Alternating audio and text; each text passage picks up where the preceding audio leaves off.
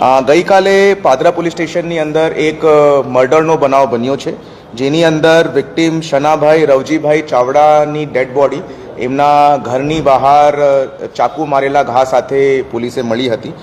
ઉડાનપૂર્વક તપાસ કરતા પછી પોલીસે આ મર્ડરનું ભેદ ઉકેલી કાઢ્યું છે અને એની અંદર હાલ સુધી 2 અક્યુઝની ધરપકડ થઈ છે, જેની અંદર મુખ્ય અક્યુઝ રંજીત ગજેન્દ્ર વાઘેલા છે અને એમનો મિત્ર ભવ્ય મહેશ વસાવા છે. આ બંને લોકોએ આ જો છે મર્ડર કર્યું છે અને મર્ડર કરવાનું કારણ આ જો વિક્ટિમ છે એમની ડોટર સાથે આ રંજીત ગજેન્દ્ર વાઘેલા ની ઉપર જુલાઈ મહિનાની અંદર એક પોક્સોનું કેસ રજીસ્ટર થયો હતો અને ઓગસ્ટ મહિનાની અંદર આ બેલ ઉપર બહાર નીકળીને એમની ડોટર જો છે આ મર્ડરનું પ્લાન ગયા 3 મહિનાથી કરતી હતી. આ જો મર્ડર થયો છે એના 2 દિવસ અગાઉ પણ આ મર્ડર કરવાના હેતુથી એમની ડોટર દ્વારા પોતાની મધરને અને પોતાને ફાધરને સ્લીપિંગ પિલ્સ આપીને એ ચેક કરીને બૂમ પાડી હતી કે ભાઈ એ ઊંઘી ગયા છે કે નહીં, બટ એમની મધર જાગી ગઈ હતી. તો 2 દિવસ અગાઉ આ કૃત્ય થયો નથી અને પરમ દિવસે રાત્રે સેમ ચીઝ કરાવીને આ લોકોએ જો છે આ મર્ડરને બહાર પાડ્યું છે.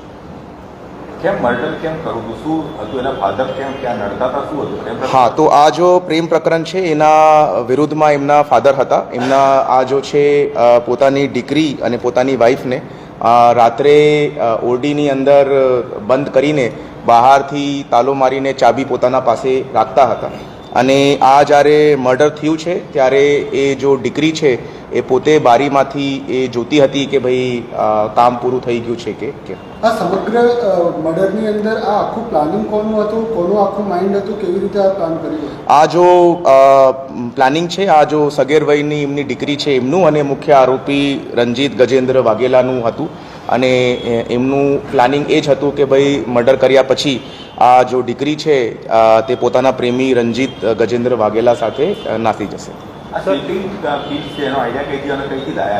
એ અત્યારે પૂછપરછ હાલ ચાલુમાં છે અને પોલીસે જો છે આ પિલ્સનું જો છે રિકવરી કરી લીધી છે અને કઈ જગ્યાથી ખરીદી કરી છે અને કેવી રીતે આ લોકોએ આ આઈડિયો લીધું છે તે બાબતની પૂછપરછ હાલ ચાલુ. કેટલા વાગે મર્ડર થયું, કેવી રીતના હથિયાર ઉપયોગ કરવામાં આવ્યો? રાત્રે 2:30 વાગ્યાની આસપાસ આ મર્ડર કરવામાં આવ્યું છે અને એની જો છે એક ચાકુથી આ મર્ડરને પાર પાડ્યું છે.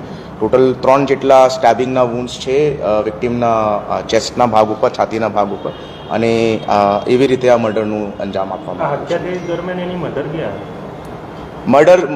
મધર જો છે તે દીકરીની સાથે જ એ ઓરડીની અંદર જ ઊંઘેલી હતી, બટ કેમ કે મધરે આ સ્લીપિંગ પિલ્સ આપેલી હતી તો એ ઊંઘમાંથી એ ઉઠી નથી શક્યા હતા.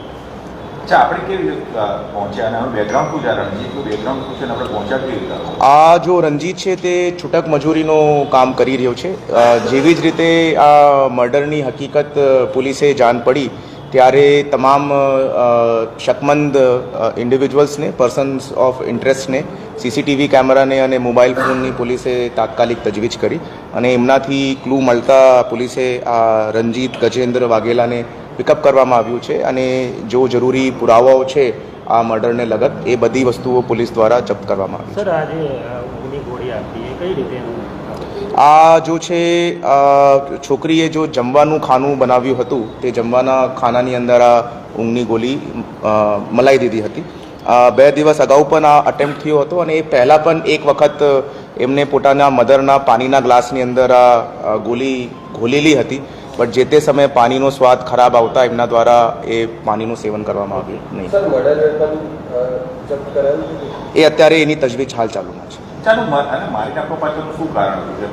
આટલી રૂપતા એના ફાધર વિરોધ કરી રહ્યા હતા, શું કારણ શું હતું? હાલ તો જો વસ્તુ સામે આવી છે અને જે બાબતના કોરોબોરેટિવ એવિડન્સીસ પોલીસે મળ્યા છે તે એની અંદર આ જો દીકરી છે તે પોતાના પ્રેમીને આ કહીને કે ભાઈ આ મારા પિતાનું મર્ડર કરી દે તો હું તારા સાથે ભાગી જશું એવી રીતેની હકીકત બતાવીને આ મર્ડર કર્યું છે. Okay sir, thank you sir, thanks a lot sir.